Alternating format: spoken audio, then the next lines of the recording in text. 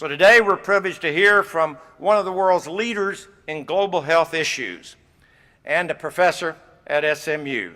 Please join me in welcoming Dr. Eric Bing.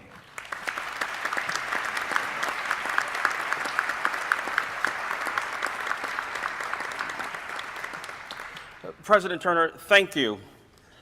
And to the SMU faculty, administration, students, family members, and to the greater SMU community, it is really quite a privilege to be here tonight as the honors convocation speaker to address students who are being inducted into SMU's honors societies and those remaining.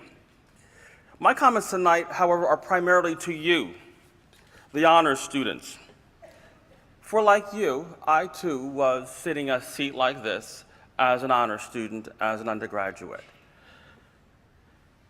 surrounded by all these incredibly bright people. If you will, just look around. Look around at your peers. You can look around. Well, I don't know about you, but certainly when I looked around at my peers in the honors program, all I felt was incredibly inadequate. Which led me to really a thought and a question. And the thought was, I think somebody made a mistake. And the question was, I wonder how long it's going to take them to figure it out.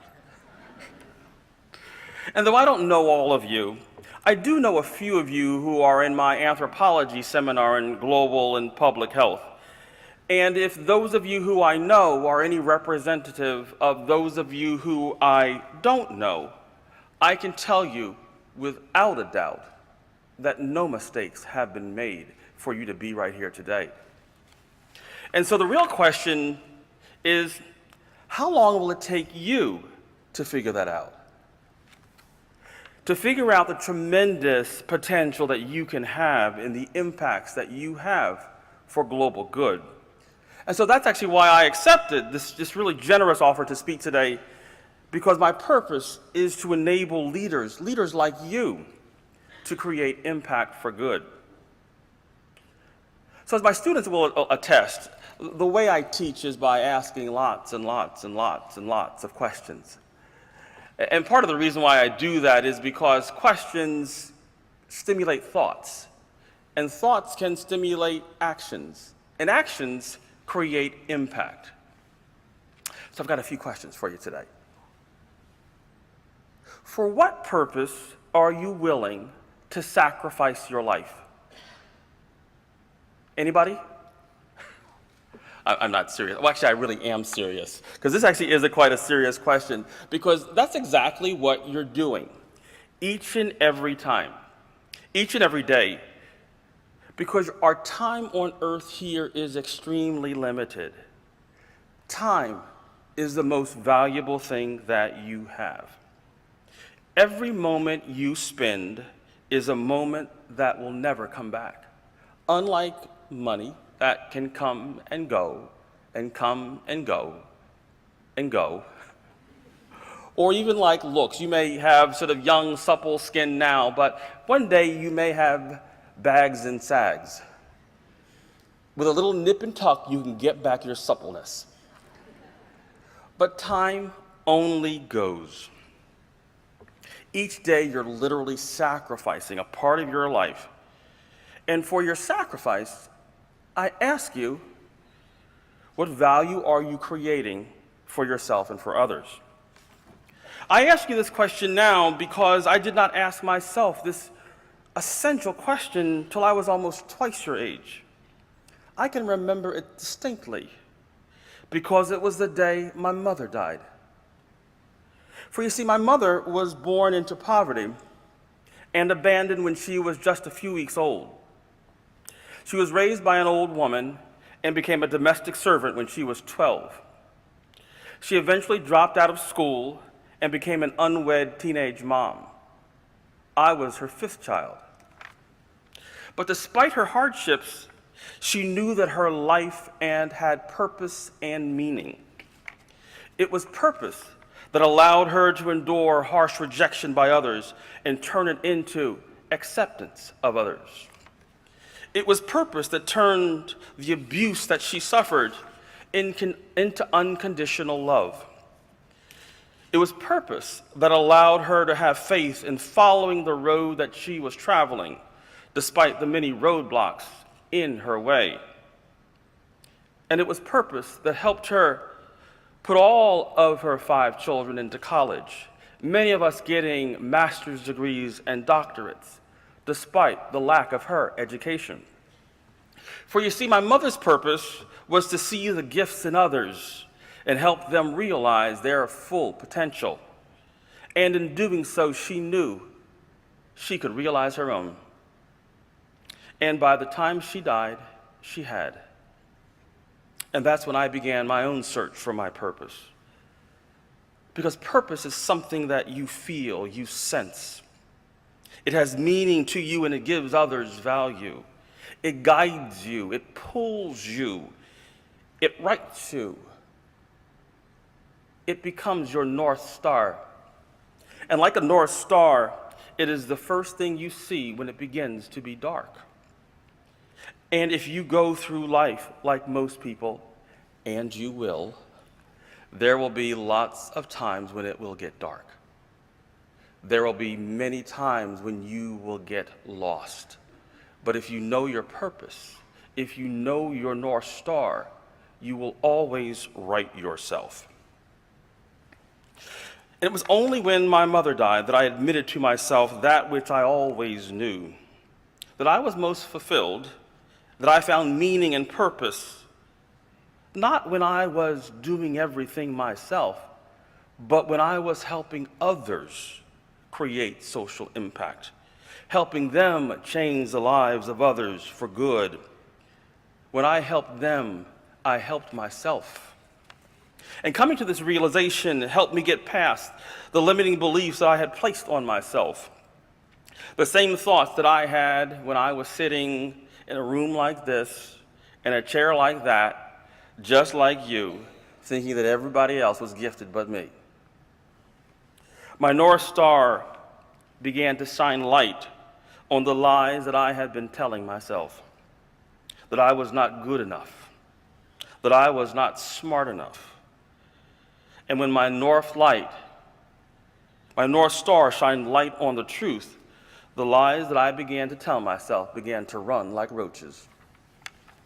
Guided by my North Star, I was able to finally sit my butt in a seat and finish my PhD dissertation. Some of you have done that, I can hear.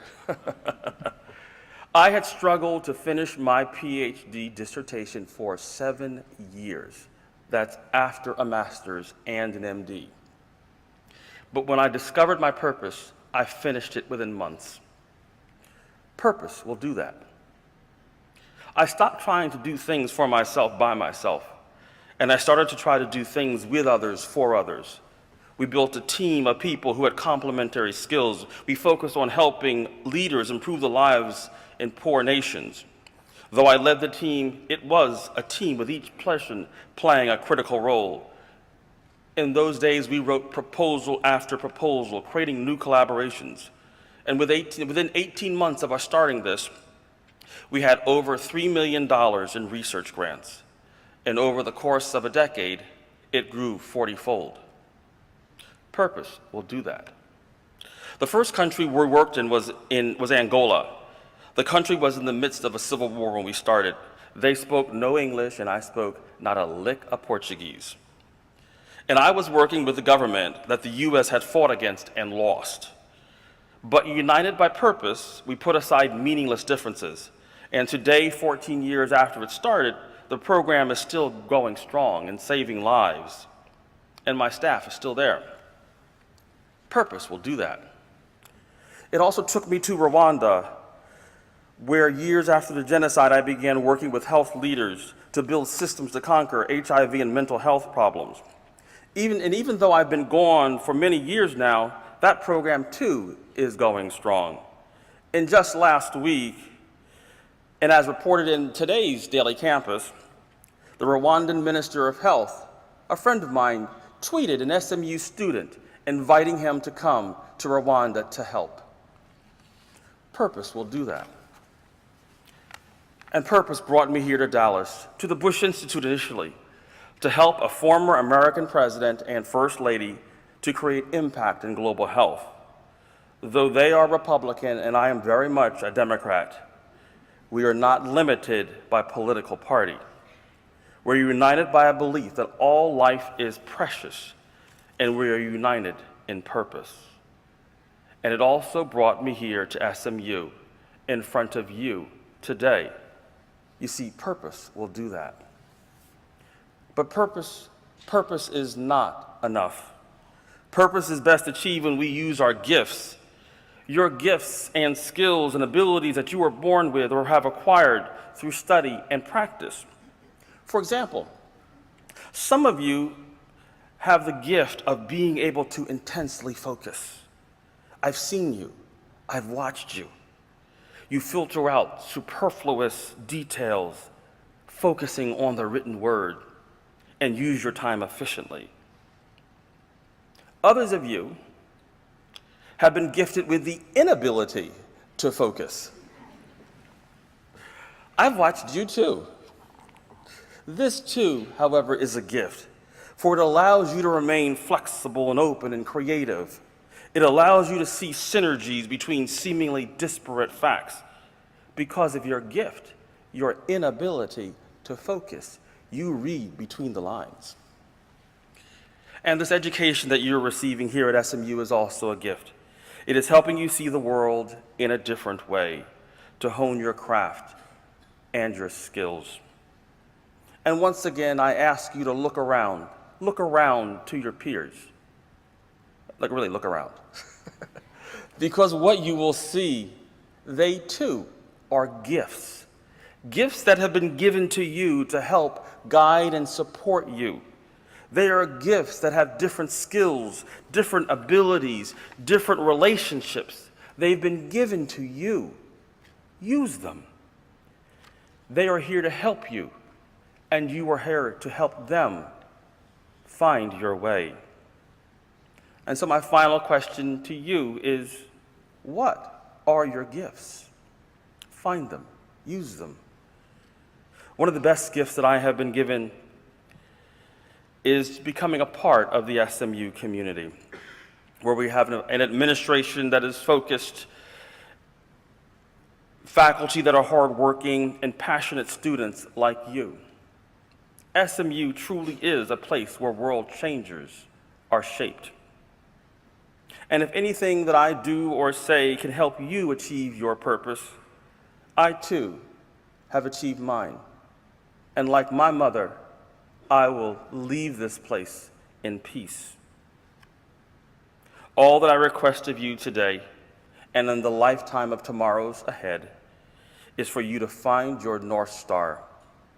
Don't delay. Let it guide you, and as it guides you, it will illuminate the path for others. Find it and let it shine. Thank you.